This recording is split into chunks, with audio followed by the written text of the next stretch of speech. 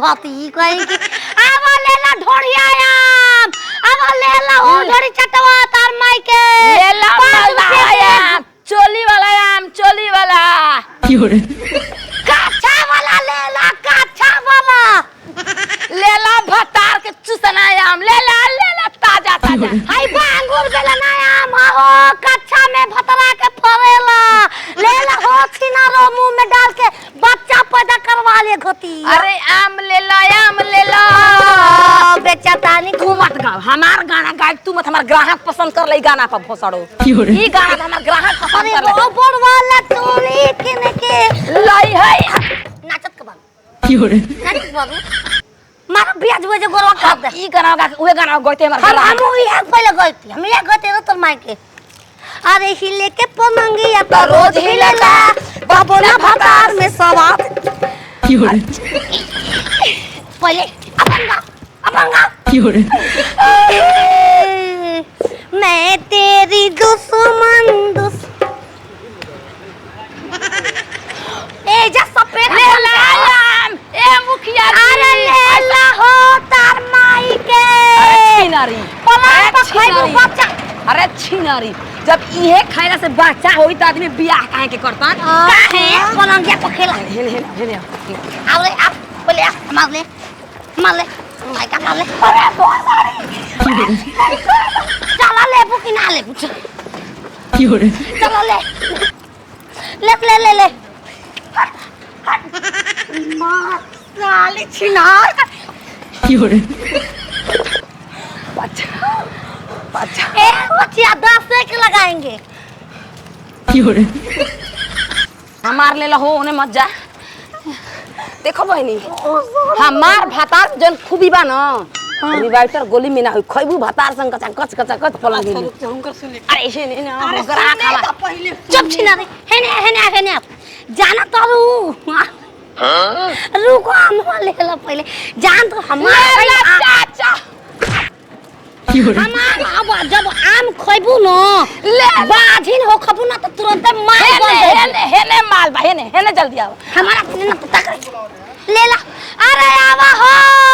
आवा मरवा के ले ला मरवा के कैसे देता रू 50 रुपए जोड़ा ले 20 रुपए ले ला ए लक्ष्मण भाई देखो मालदा आवाम ले ला आवा गुटर कैसे किलो काला यो अरे घेव 20 रुपया के घेव भैंस उठल बिया कि आम बेचाइल हम कुछ करे बेच छी उर्हो अब बालू का तोलो आगे सही पसंद कर ता छिक ले लो दाम दो केतना 50 रुपए जोड़ा 50 रुपया हां जोड़ा बात हमार चोली में फोरेला ले बा चला हमार साया में रे गजा भाल बाओ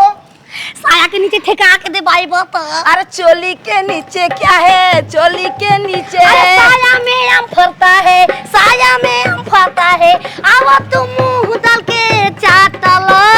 ले लो आम ले ला आम ले ला सरिया खोल दे हम लेने वाला आम ले हमार वाला ले ला हमने बात नहीं है मानी की लागत ले ला हमारा हमें कीड़ा पड़ल बा हमारा आम कीड़ा बुदा ले ला 5 रुपए के एगो 5 रुपया 5 रुपए में हम 2 गो हम पूरा दे दे 5 रुपया में हम और 2 किलो मंगा दे 5 रुपया में ओहर कले अरे हमार ला हो त घर में घुसा के मजा दे मजा ए बूढ़ा बाबा बिना दांत के आम बता ए टुल्लू तार माई के आरी का तो ले बाकी नहीं आई है नहीं सारा चलत का बा देखी हमार देखो काट के छाट के देख लो मीठा के तो पूरा है मजा आवेला ले ला जोला 100 रुपया 200 300 400 आवा हो फ्री में दे बात ई बबुआ की जगह हमार हो आम हम रोज में भोसड़ी के हमार आम के भाव फ्री में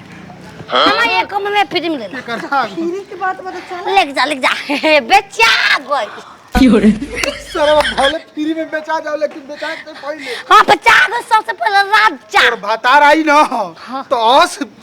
भातार के आए खातिर तो जुगाड़ लगाओ होते होई ले ला जोड़े जोड़े आम पाक डाल हम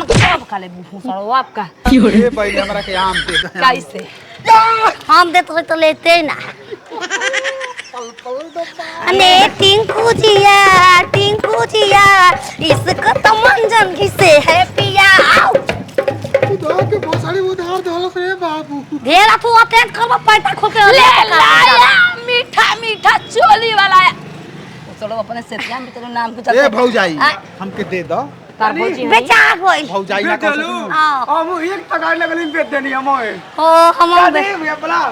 बिजली बात कल आपके आशीर्वाद अरे मेरा रुइया हां महाराज भोसड़ी इंस्टीट्यूट में फ्री में एक टोकरी आम दे देलस हिया। का कहत हम जल्दी बेचाए के चलते गाड़ी पर एकरा भई बा अथी न लानी करनी उ सब बात कर दे धूत बा तू हमके पैसा दे दो 300 के आम रहल ना पैसा ये ने के ले ला मखरू चाचा पाकल आम 100 रुपया बेचा गई हो बेचा गई मामा दिलदार से बस स्टेशन पर जाके ट्रेन पकड़ के जाए के पड़ा आम ले 200 रुपए देनी है 200 हो गई। हां हां अब हमार बेचाई अब घाटा एगो ना देबो अब अपन आम लुटा दो फ्री में तू कबे नते मुतंगरा तोरे चलते होता का तू ले ले तो फिर में देती रे तुम माई के आप हम थैले ना होई केकरा की चिंता दे अरे भैया ई ओइसन हमरा के नचल ये घर के हो के बात कर दी मोटर बर्बाद अब और कुछ दिन रुक जा भोसड़ तार किरनिया बेचा दे इधर रख के बेचना रे कोतिया बेचब का हो ले लाया रेस हम अरे बेचत नहीं नहीं पिए ठेला हमें बयाम देवरू मनवा से ले ले चाप देव गार हिलत रह बेचाई नहीं देखो ना वो एगो गिलास पड़ल बा 10 किलो हम पता दे दम दीदी अपन माई के रेले खातिर छोड़ देला ह फ्री में तार माई झुकेगा नहीं बेशक फ्री में बेच देगा नाती भाग अब हमार बेचाई घाटा घोचे अब हम तो चाहत नहीं भोसड़ी इधर चल जा ले ला पाकल आम 100 रुपया में 2 गो 100 रुपया में 2 गो